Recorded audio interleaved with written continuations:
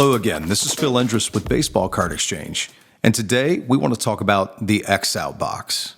One question that we receive frequently is, what is an X-Out box? Well, I know that you've seen them. If you've done any kind of research or you've been in the wax niche for the last, several years or even the last few months, you notice that there's some boxes that have X marks, some thin X marks and some are rather bold and in your face. These X mark boxes mean that these boxes were returned at some point or another.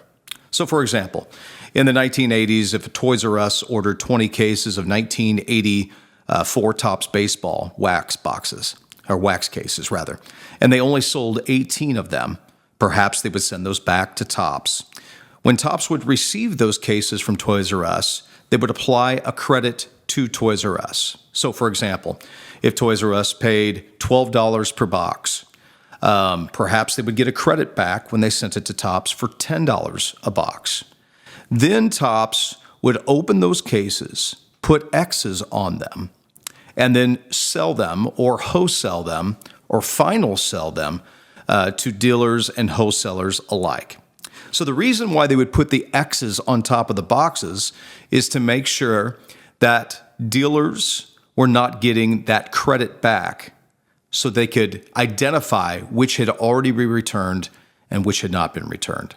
So Topps has done this many different ways as well. So you'll see the real thin X, and you'll also see the real thick X. And so what they would do is they would take the boxes out of the case and then put them back into the case. Sometimes the markers wouldn't even be dry, or the paint pen or the strokes of whatever they used to mark the boxes wouldn't be dry. And so a lot of times you'll see that these boxes on the bottom will stick to the top, thus creating a very ugly looking display box. So now in this market, there is a premium on non-X boxes. For example, I love wrestling. So in 1985, Topps produced the first wrestling box, 1985 Topps WWF Wrestling Wax Box. It's very rare, or it's more rare, to find a WWF 1985 Topps box that does not have an X out. The reason why is because they didn't sell that great. So there is a premium.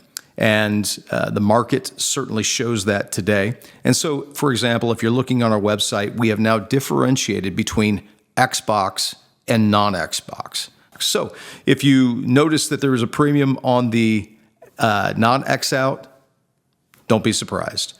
There's low supply and high demand for boxes that have no X on them. I hope that answers that question for you.